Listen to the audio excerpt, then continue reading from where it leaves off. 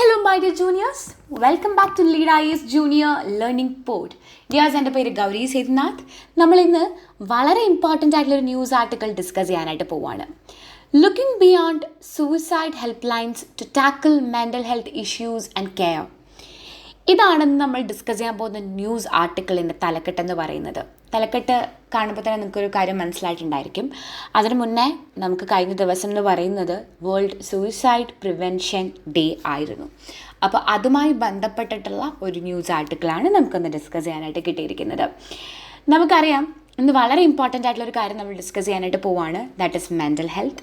അതിൻ്റെ കൂടെ ഒരു കുഞ്ഞു കാര്യം ന്യൂസ് ആർട്ടിക്കിളുള്ളത് നമുക്ക് പറയാം.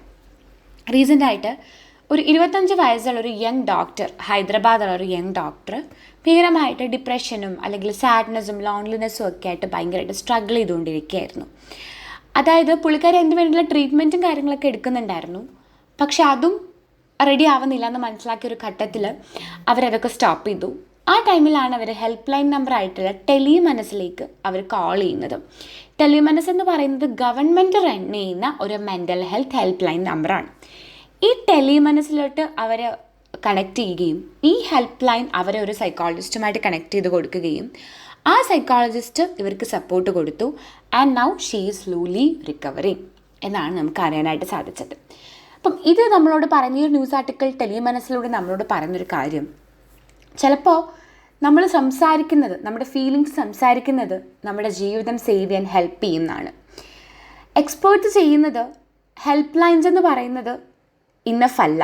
അതായത് ഇപ്പോൾ നമുക്ക് ആകെ ഒരു ടെലിമനസ് ആണുള്ളത്. അപ്പം ഇത് മാത്രമല്ല നമുക്ക് പോരെ, അത് ഒരു ടെലികോളിംഗ് മാത്രമല്ല നമുക്ക് ആവശ്യമായിട്ടുള്ളത്. പക്ഷേ നമുക്ക് കെയറും സപ്പോർട്ടും അതേപോലെ സൊസൈറ്റിയുടെ അണ്ടർസ്റ്റാൻഡിങ്ങും ഒക്കെ മെൻ്റൽ ഹെൽത്ത് ഇഷ്യൂസ് നേരിടുന്നവർക്ക് ആവശ്യമുണ്ടെന്ന് പറയുന്നുണ്ട്. അതുകൊണ്ട് തന്നെ ഒരാൾ ഹെൽപ്പ് ലൈനിലേക്ക് വിളിക്കുന്ന സമയത്ത് അവർ ഓൾറെഡി ലോ ആയതുകൊണ്ടായിരിക്കും അവർ ഹെൽപ്പ് ലൈൻ നമ്പറിലേക്ക് വിളിക്കുന്നത്. അപ്പോൾ അത് എത്രത്തോളം മാറ്ററാണ്, അത് അവരുടെ ഫാമിലി, ഫ്രണ്ട്സ്, സൊസൈറ്റി ഇതൊക്കെ അവരോട് എങ്ങനെയാണ് റെസ്പോണ്ട് ചെയ്തതെന്ന് കൂടി നമുക്ക് മനസ്സിലാവുന്നുണ്ടായിരുന്നു. കാര്യം ഇവരോട് ആരോടും സംസാരിച്ചിട്ട് റെഡിയാവാത്തത് കൊണ്ടാണ് അവർക്കൊരു ഹെൽപ്പ് ലൈൻ നമ്പറിലേക്ക് വിളിക്കേണ്ടി വന്നതെന്നും കൂടി നമുക്ക് മനസ്സിലാവുന്നുണ്ട്. ഈ ഒരു സൂയിസൈഡ് പ്രിവെൻഷൻ ഡേയിൽ നമ്മൾ മനസ്സിലാക്കേണ്ട ഏറ്റവും പ്രധാനപ്പെട്ട കാര്യമായിട്ട് ഈ ഒരു ന്യൂസ് ആർട്ടിക്കിൾ പറയുന്നത് എത്രത്തോളം ഇമ്പോർട്ടൻ്റ് ആണ് മെൻ്റൽ ഹെൽത്ത് എന്നുള്ളതാണ്.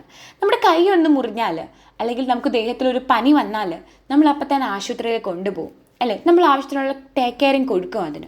പക്ഷെ മെൻ്റലി ഒരു ഇഷ്യൂ നമുക്ക് ഉണ്ടാകുന്ന സമയത്ത്, നമ്മൾ അമിതമായി സാഡ് ആകുമ്പോൾ, നമ്മൾ ഡിപ്രസ്ഡായി മാറുമ്പോൾ, നമുക്ക് അമിതമായിട്ടുള്ള പേടി കയറി കൂടുമ്പോൾ നമ്മളതിന് ഹെൽപ്പ് സീക്ക് ചെയ്യാറില്ല. പക്ഷേ നമ്മൾ ഇവിടെയും അത് ചെയ്യേണ്ടതായിട്ടുള്ളൊരു കാര്യമുണ്ട്. If mind feels heavy or sad for too long we must seek help എന്നുള്ളൊരു കാര്യമാണ് ഇവിടെ പറയുന്നത്. അത് ഇഗ്നോർ ചെയ്യുന്നത് ഒരുപാട് കാര്യങ്ങൾ ഉണ്ടാക്കും. ഇവിടെയാണ് നമ്മൾ എംപതി എന്നൊരു കാര്യം കൂടി അണ്ടർസ്റ്റാൻഡ് ചെയ്യേണ്ടത്. നമ്മൾ സിമ്പതി എന്ന് ഒരുപാട് സ്ഥലത്ത് കേൾക്കാറുണ്ട്. എംപതി എന്നുള്ള വാക്ക് വളരെ കുറവാണ് നമ്മൾ ഉപയോഗിക്കുന്നത്. എന്താണ് ഈ സിമ്പതി എംപതി തമ്മിലുള്ള വ്യത്യാസം നിങ്ങൾക്കറിയോ?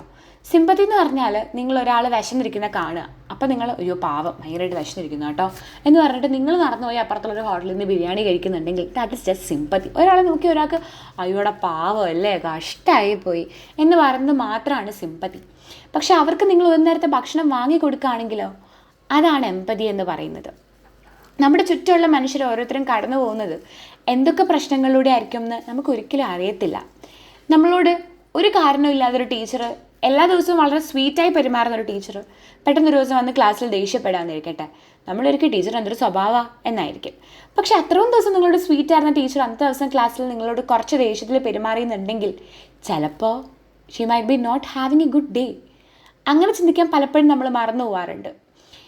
പലപ്പോഴും നമ്മൾ ചെയ്യുന്നൊരു കാര്യം നമ്മളെക്കുറിച്ച് മാത്രം നമ്മൾ ചിന്തിക്കുക.